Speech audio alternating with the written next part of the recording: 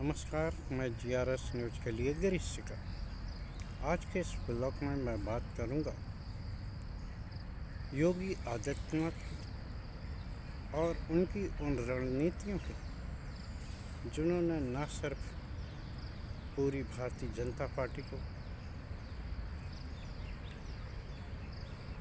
यहाँ तक कि प्रधानमंत्री तक को अपने पाले में खड़ा कर दिया।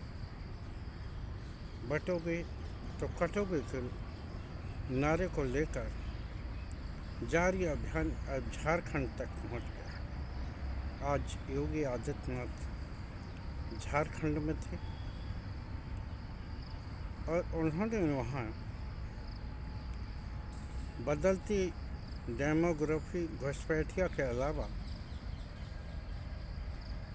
राम जन्मभूमि की बात भी की। उन्होंने याद दिलाया कि किस प्रकार पत्थरबाज पहले धारा 370 को लेकर लोगों में भय दिखाते थे, राम जन्मभूमि को लेकर भय दिखाते थे और ये कहते थे कि अगर राम जन्मभूमि पर फैसला आया तो खून की नदियाँ बहेंगी, लेकिन कुछ भी नहीं। अपनी इस रणनीति को उन्होंने प्रदेश की बदलती कानून व्यवस्था से जोड़ा। साथ ही साथ कृष्ण जन्मभूमि को लेकर भी संकेत दिए कि आगामी चुनाव में वो जो कि खुद हिंदुत्व के सबसे बड़े चेहरे हैं,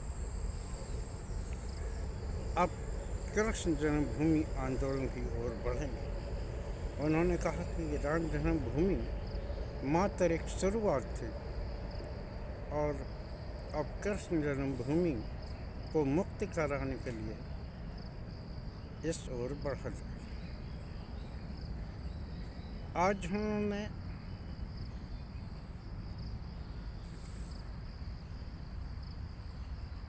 उत्तर प्रदेश में पूर्व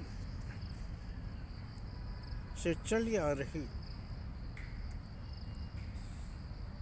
डीजीपी की कार्यकारी व्यवस्था को बदलने का कोशिश की। उन्होंने कैबिनेट में प्रस्ताव करके पूर्णकालिक डीजीपी प्रदेश में नियुक्ति को लेकर एक समिति बनाई, जिसमें कि हाई कोर्ट के सेवानिवृत्त न्यायाधीश उसके अध्यक्ष होंगे और संघ लोक शोभा आयोग का भी एक सदस्य होगा। इस प्रकार इस सदस्य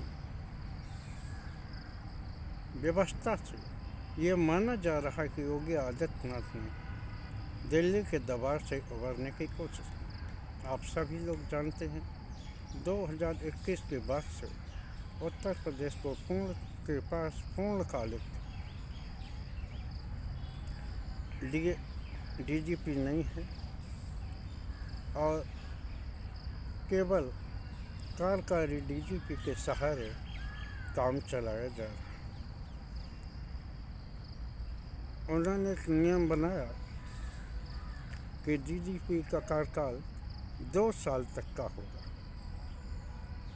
और उस डीजीपी के उस पर विचार नहीं किया जाएगा जिनका कि कार्यकाल 6 माह से कम का है,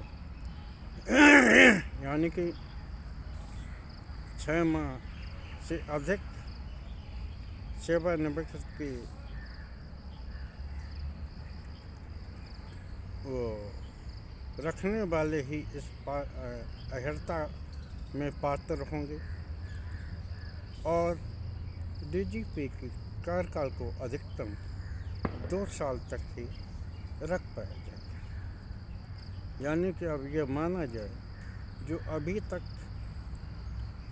दिल्ली खासकर गृह मंत्रालय की ओर से जो डीजीपी थोपे जाते थे, जिसको लेकर नेता विपक्ष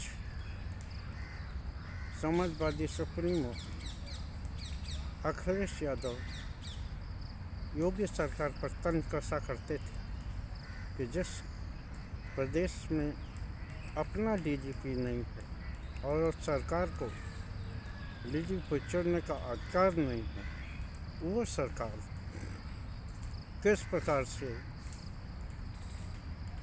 खुद को डबल इंजन की सरकार बना सकती। कल अखिलेश गाजियाबाद में भी थे, उन्होंने भी गाजियाबाद के विकास को लेकर चुटकी कि गाजियाबाद को धूल और प्रदूषण के अलावा क्या।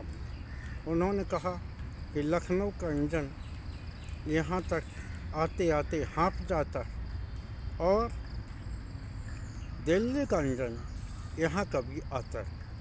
यानी कि उन्होंने ये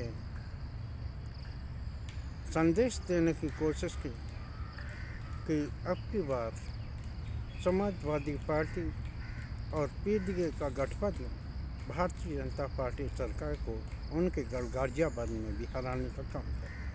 आप सभी लोग जानते हैं कि उपचुनाव की तिथियों में परिवर्तन हुआ, जिसको लेकर भी अखिलेश ने योगी सरकार पर तंज कसा। खैर, यहाँ हम बात करने जा रहे योगी आदित्यनाथ। कल माननीय उच्चतम न्यायालय से भी योगी सरकार को झटका लगा। माननीय उच्चतम न्यायालय ने मदरसा एक्ट को संवैधानिक मानते हुए हाई कोर्ट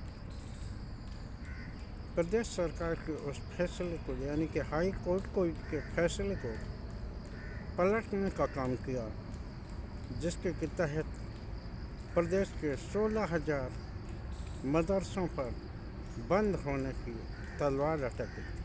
अब 16,000 मदरसों में पढ़ने वाले 17 लाख बच्चों के लिए खुशखबरी है कि उनके मदरसे चालू रहेंगे और उसमें वो पूर्व की भांति अपने दीन और धर्म की शिक्षा भी ले सकें। एक और उच्चतम न्यायालय का निर्देश आया, जो कि खासकर सभी सरकारों पर लागू होगा। 9 सदस्यीय बेंच ने 8-1 के फैसले से निजी भूमि को अधिग्रहण असंवैधानिक घोषित किया। अब राज्य सरकारें किसी की भी निजी भूमि को सामुदायिक बताकर उसका अधिग्रहण नहीं करती।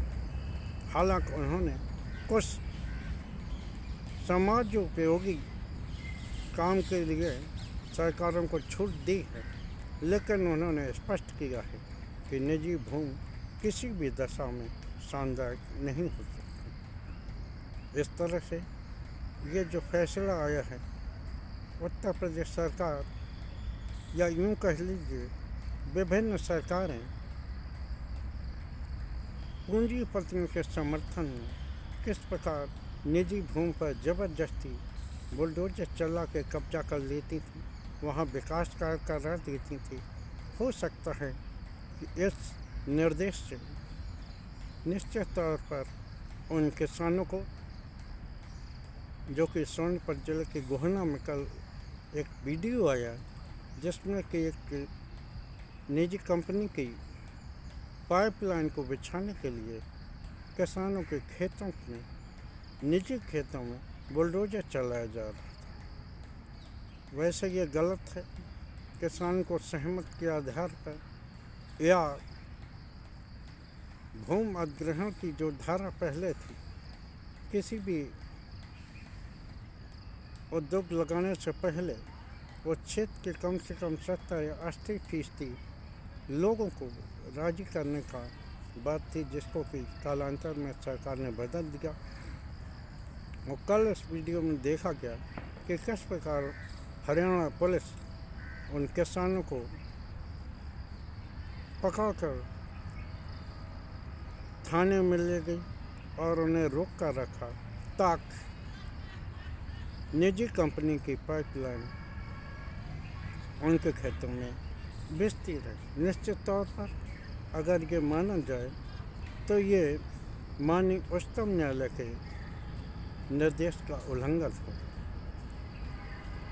माननीय न्यायालय ने इस जगह को लेकर अपना ही पूर्व में दिया गया फैसले को पलटने का काम किया है, जो न्यायाधीश अय्यर ने दिया था, जिसके तहत राज्य सरकारें जब चाहे भले ही वो भूमि निजी हो, उस पर कब्जा कर सकती थी, अधिग्रहण कर सकती थी, लेकिन अब इस पर संभवतः रोक लगेगी और किसानों या निजी भूमि को समाज के लिए उपयोगी मानकर कब्जा करने की मंशा पर विराम लगेगा। आज के ब्लॉग में बस इतना ही। जय हिंद, जय भारत। लेकिन जिस प्रकार से योगी आदित्यनाथ मोदी और अमित शाह से भी आगे बढ़कर झारखंड में अब कृष्ण जन्मभूमि के आधार पर वोट मांगने का प्रयास किया, राम जन्मभूमि का उल्लेख किया। निश्चित तौर पर ये योगी आदित्यनाथ का भाषण चुनावी आचार संहिता का उल्लंघन है, जो किसी भी धर्म और संप्रदाय के आधार पर वोट मांगने का निषेध करता है। देखना ये है कि क्या चुनाव आयोग, जो कि भाजपा नेताओं के आचार संहिता को तोड़ने के लेकर कुंभकर्णी नींद में चला जाता है, क्या योगी आदित्यनाथ पर कार्रवाई करेगा? आज के ब्लॉग में बस इतना ही। जय हिंद, जय भारत।